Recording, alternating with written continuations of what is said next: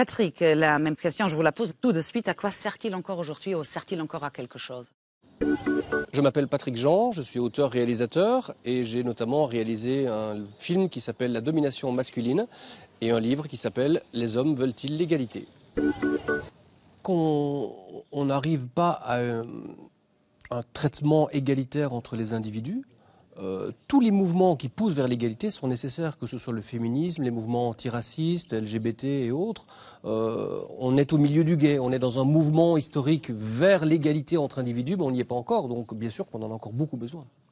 Patrick, quand vous avez-vous pris une sorte de connaissance ou de conscience que c'est différent d'être un homme ou une femme dans ce monde européen qui pourtant est souvent perçu comme une sorte de paradis?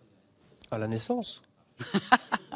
Racontez cela. Moi, je suis allé dans une... Bon, même avant l'école primaire, mais en primaire, j'étais dans une école publique pourtant, mais où les filles et les garçons étaient séparés. Donc il y avait des classes pour les garçons et des classes pour les filles. La cour de récréation était coupée en deux par une grille. Donc les filles, c'était la moitié de l'humanité de l'autre côté de la grille. Mais ça commence évidemment bien avant ça, dès la naissance. Voilà, moi je viens d'un milieu où les idées féministes n'avaient pas vraiment transpiré.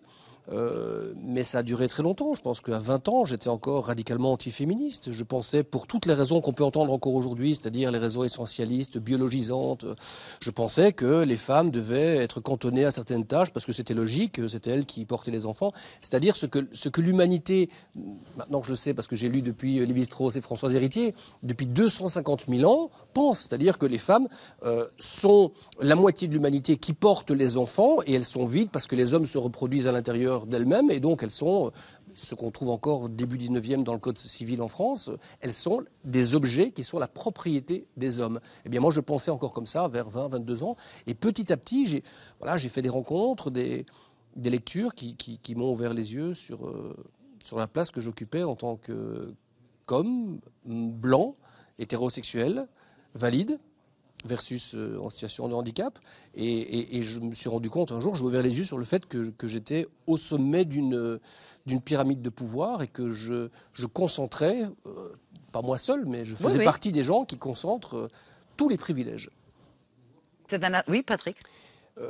Pour compléter, il y a une chose à laquelle Françoise Héritier, donc la célèbre anthropologue qui nous a quittés récemment, une chose sur laquelle elle insistait fortement, c'est que toute cette construction ne s'est pas faite les hommes contre les femmes. Ce ne sont pas nos ancêtres, les premiers sapiens, qui se sont dit on va ruser, on va organiser les choses pour contenir les femmes. Non, c'est ensemble l'humanité, disait-elle, nos ancêtres qui ont essayé de comprendre, puisqu'ils avaient un outil, le cerveau, qui permettait de créer des concepts, de se poser des questions et de donner du sens.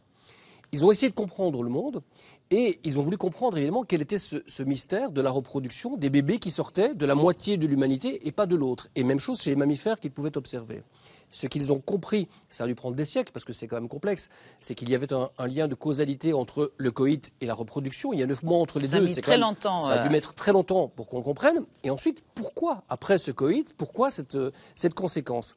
Et l'explication logique qu'ils ont trouvée, qu'on retrouve dans toutes les cultures du monde, et qui est fausse mais logique, c'est que puisqu'il sort quelque chose du corps, du sexe de l'homme qui se dépose dans la femme, c'est ce qui se dépose, le sperme donc, qui est le véritable... Qui est la vie. La graine, c'est ce qu'on dit encore dans certaines familles. Hein, on dit aux enfants, comment fait-on les enfants? C'est le papa qui met une petite graine dans la maman. C'est exactement ça. Il y a encore des livres pour enfants qui se vendent en librairie qui racontent cette histoire-là. Et donc, c'est cette mauvaise compréhension de la biologie qui fait que dans beaucoup de langues, on parle des femmes en termes de vacuité. Alors ce sont des cavernes, ce sont des outres, ce sont des calebasses. Aristote passait vide. Surtout Aristote parlait de vase, un vase sacré. Les femmes sont des objets qui sont vides, dans lesquels les hommes viennent se reproduire. Ce sont les hommes qui se reproduisent, ce sont les hommes qui ont une lignée. Et donc c'est à partir de là, évidemment, que se construit cette hiérarchie dont la matrice est le rapport entre adulte et enfant. Et les femmes sont minorisées, et en France, jusqu'en 1965, elles sont minorisées dans le sens où elles ont besoin d'une autorisation écrite de leur mari pour ouvrir un compte en banque ou pour travailler. Cette idée qu'il faudra changer peut-être un peu les héroïnes et les héros dans les livres aussi, Patrick, qu'est-ce que vous en pensez? En tant que réalisateur notamment. Le gros danger, ce serait d'avoir des héroïnes qui seraient des modèles pour les femmes. Moi, je pense que ce dont on a besoin, ce sont des héroïnes qui sont des modèles pour tout le monde, y compris pour les hommes, bien sûr. D'avoir des modèles intellectuels. Par exemple, moi, il y a des femmes que j'admire par-dessus tout intellectuellement. C'est très important. Hannah Arendt, pour en dire une comme ça, une femme... Oui, je ne pensais pas à elle, mais par exemple, oui.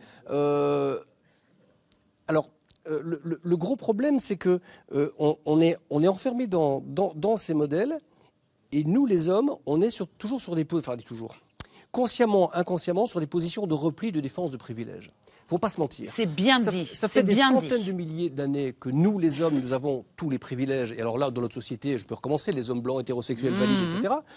Ça veut dire des privilèges sur le plan intime, professionnel, politique, économique, symbolique, matériel. On a tous les privilèges. On n'a jamais vu dans l'histoire un groupe social qui détenait beaucoup de privilèges qui le donne ce matin se dire mais allez-y, prenez-les. Non.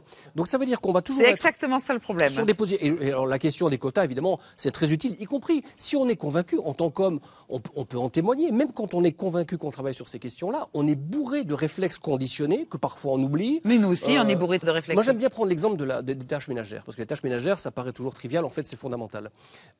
Nous, les hommes, si on se dit « je vais être égalitaire, je suis hétérosexuel, je vis avec une femme, je vais être égalitaire, je vais faire la moitié des tâches ménagères », très souvent, on est dans une situation où il y a une vaisselle à faire.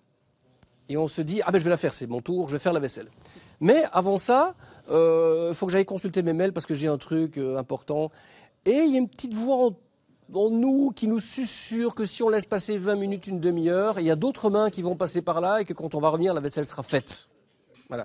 Et ça, ce sont toutes sortes de petites stratégies plus ou moins conscientes. Alors là, je parle des tâches ménagères, mais on voit ça absolument partout. Absolument. Et j'en reviens à ce qu'on disait par rapport aux héros et aux modèles, c'est que dans l'entreprise aujourd'hui, il y a une grande mode qui consiste à dire il faut faire venir les femmes à des postes clés, des postes de management, etc. D'abord parce que ça va être bon pour l'entreprise, ce qui moi me paraît un peu cynique, et aussi parce que elles vont apporter de la diversité, et cette diversité va être bonne pour l'entreprise. Ça veut dire quoi? Ça veut dire que les femmes, on les fait venir, mais il faut qu'elles restent femmes. Chacun dans sa case, parce que c'est cette différence postulée, hypothétique. Or, il faut changer bien plus que ça. Évidemment. Et donc ça c'est un gros problème, parce que sinon on arrive à ce que certains sociologues appellent le sexisme bienveillant. C'est vrai que c'est une attitude qui est à la fois bienveillante, c'est toujours ramener la femme, par exemple, à sa beauté, c'est bienveillant de dire à une femme qu'elle est belle, et à la fois c'est sexiste parce qu'on la ramène toujours à son corps, à sa beauté, etc. Et ça, Raphaël, notamment. Voilà, et ça, c'est alors la galanterie, etc. Ça en fait partie. Et ça, ce sont des choses contre lesquelles nous, en tant qu'hommes, si on est un petit peu attentif à ça, on doit travailler au quotidien parce que c'est le travail d'une vie. Si, il y en a. Il y en a ceux qui souffrent, Patrick, peut-être pas vous. Non, mais ils souffrent. Attendez, qu'il y ait des hommes qui souffrent, c'est sûr, au travail, à différents endroits, il n'y a aucun doute là-dessus. Maintenant, que les hommes souffrent du fait d'appartenir à un groupe social dominant, bien sûr que non. Non, bien sûr. Donc, ils ne souffrent pas de leurs privilèges. Bon, voilà, c'est comme si on disait, un jour quelqu'un m'a dit, oh tu sais, moi j'ai un cousin, il a hérité, il a un gros héritage, il est très riche, il est névrosé, parce qu'il ne sait pas quoi faire de sa vie. Le pauvre, oui, c'est ça. Si vous voulez, je ne vais pas commencer à plaindre ce type qui est certainement très très malheureux, mais parce qu'il a trop d'argent. Non, je vais plutôt m'intéresser à ceux qui sont pauvres et qui en manquent. Patrick. En tant qu'homme, écoutez les femmes. Et écoutez les femmes qui ont réfléchi, les féministes. Parce que qui, mieux qu'un homme, est mal placé pour comprendre le rapport de hiérarchie, puisque nous sommes du bon côté, du côté favorisé.